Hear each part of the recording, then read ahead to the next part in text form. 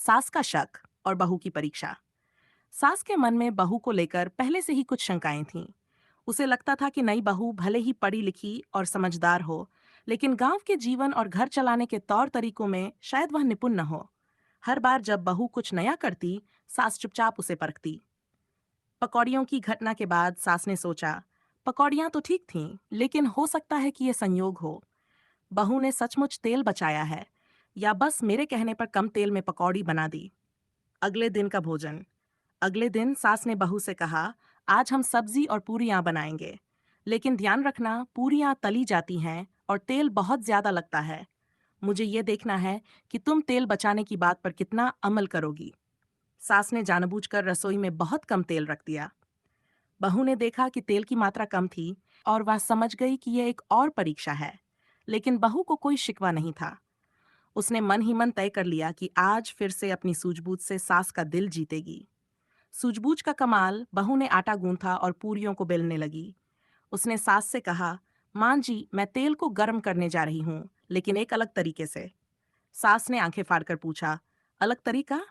पूरियां तो हमेशा कढ़ाई में खूब सारा तेल डालकर तली जाती हैं, और कैसे बनाएगी तू?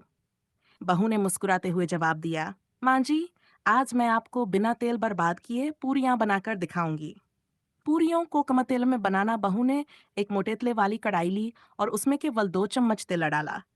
तेल को खूब गर्म किया और पूरियों को कढ़ाई में डालने से पहले हर पूरी को हल्के पानी से गीला किया।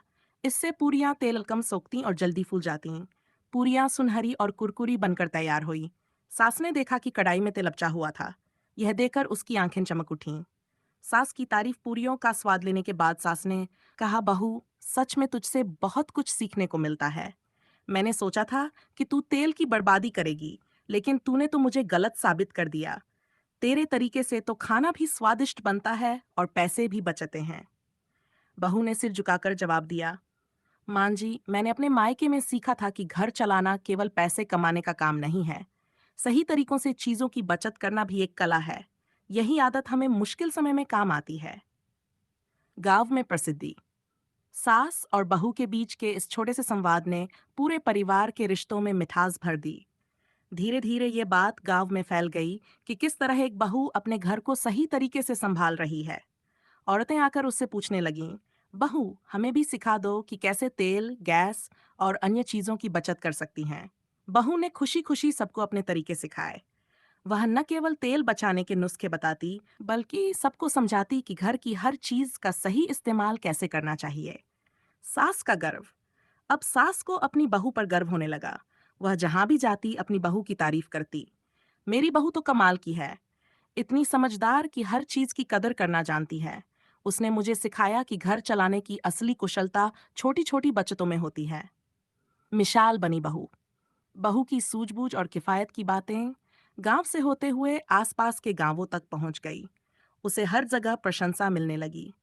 धीरे धीरे वह और उसका परिवार अपनी सादगी और समझदारी की वजह से पूरे क्षेत्र में मिसाल बन गए।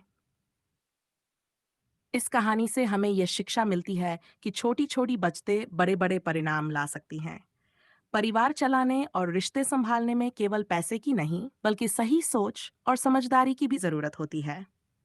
बहू की तरह हर किसी को अपने साधनों का उपयोग सोच समझकर करना चाहिए।